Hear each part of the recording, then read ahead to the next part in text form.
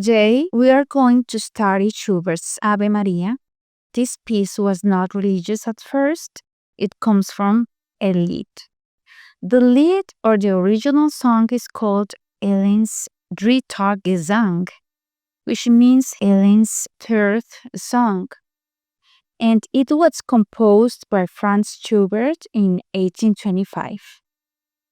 The version we will study now corresponds to the traditional prayer to the Virgin Mary in Latin, and it became popular because the character who sang this piece, Ellen, made a prayer to the Virgin Mary, asking for help in a time when they were living through a war. Originally, it was a very different text, which later became popular as a prayer text to the Virgin Mary, coming, let's say, from the Catholic tradition. It is a piece so often sung and performed in different languages. You can find it in German, you can find it in English, and you can mainly find it in Latin. At the beginning, this piece has a bass always in B flat, which is a constant bass, a bass like making steps in the form of a prelude.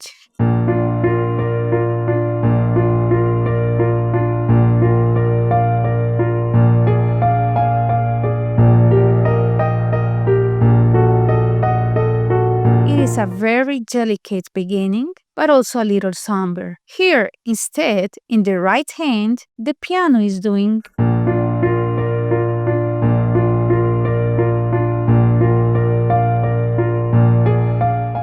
some arpeggios that grow gradually and set a progression toward attention through dominance, which, when returning, creates rest again for the melody.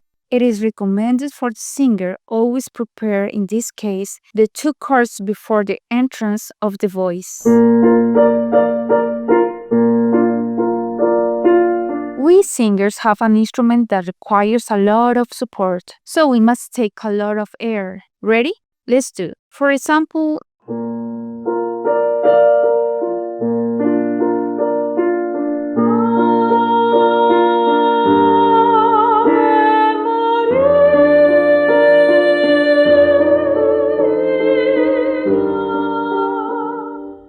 and reach the phrase without choking, without running out of air. The voice must stay very calm because it is a long line. We continue. Then it says,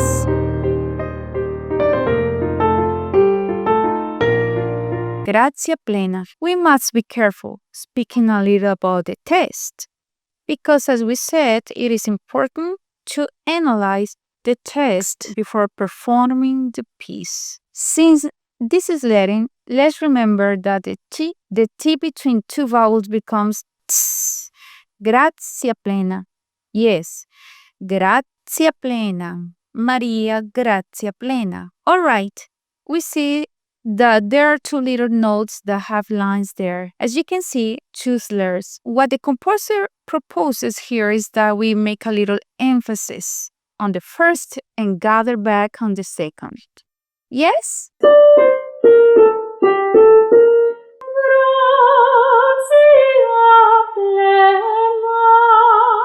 That does not sound like, but a little more like this.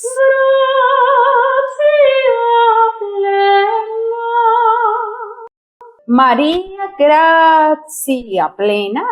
In this next phrase, we see that the pianist's chords are giving us an entrance to a very interesting harmonic tension because we have an F natural that then becomes F sharp, which means that the fifth of the chord is augmented and that tension is creating the melody. Suddenly, the voice also goes to an E natural. So the E must be very well tuned, okay? This phrase then, compared to the previous ones, has more light and even repeats Maria Gratzia Plena.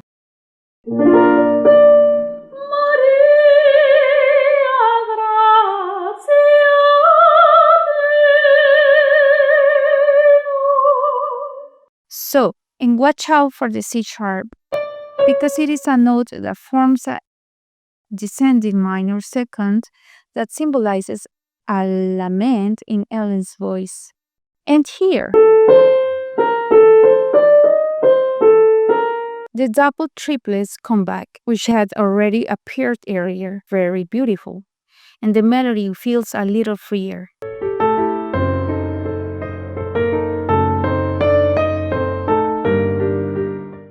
And let's gather that B flat a little, so that it sounds like she's crying out to Mary, but also feels fragile.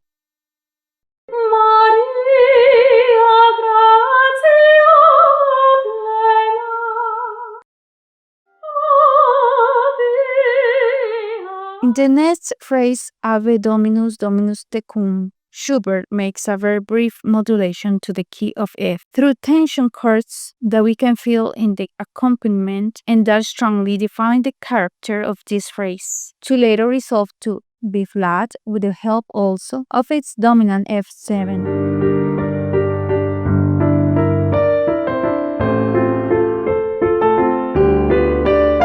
It says Ave, ave, dominus, dominus tecum. And let's remember that the tecum, the last syllable of tecum, has that very, very typical aim of Latin.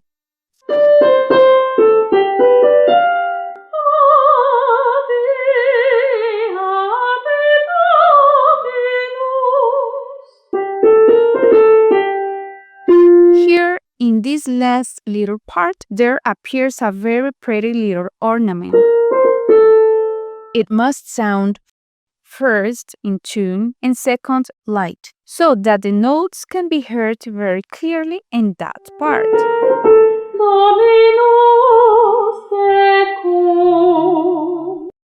The next part is very important because it says you are blessed. Speaking of the religious part, it is a very sweet part.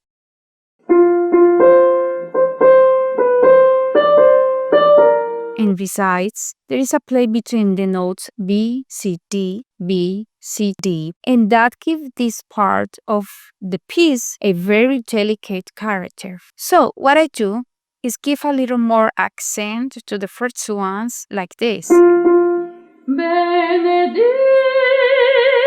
tu in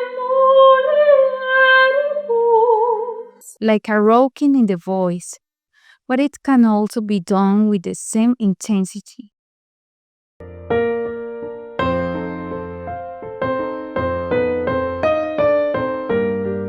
We continue here where this B natural appears.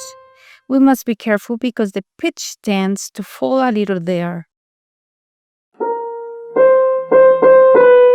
That C, B natural creates a lament again there.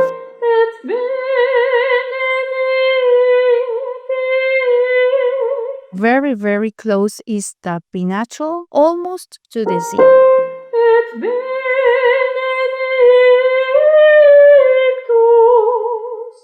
And take care of that et benedict.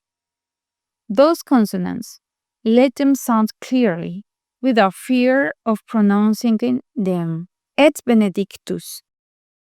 Et benedictus, fructus ventris. Blessed is the fruit of your womb. Let's go on.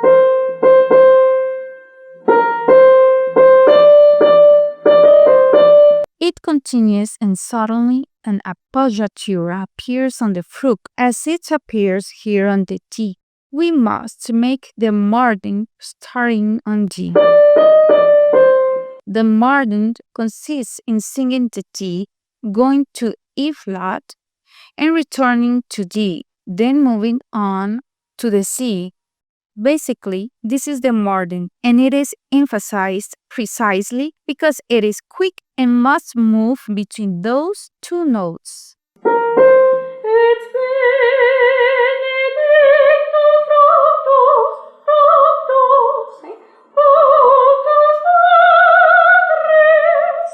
And on the ventris, we give more importance to that F note. Then, in the next phrase, there appears an appoggiatura on the 2, so that the note does not sound so direct, but instead creates this lament that the prayer to the Virgin wants to express.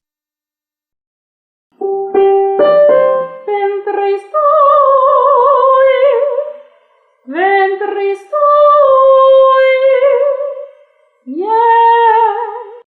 Here it says Jesus, which in English is Jesus, of course, but in Latin it is Jesus. Ventris tui, Jesus. And the G flat must be done very, very precisely. The G flat is what gives a very, very somber color, a little darker. Finally, to end the piece,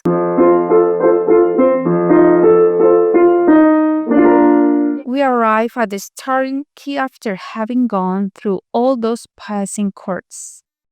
We repeat it again while we close the piece with Ave Maria. That is the same musical idea, the same melody from the beginning, appears again at the end to close the prayer.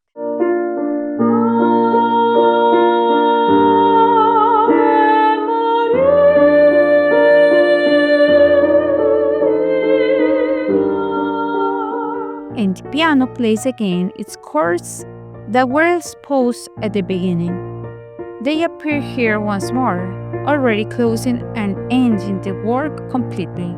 Alright, I hope you enjoy it and that you can perform it again with all these suggestions.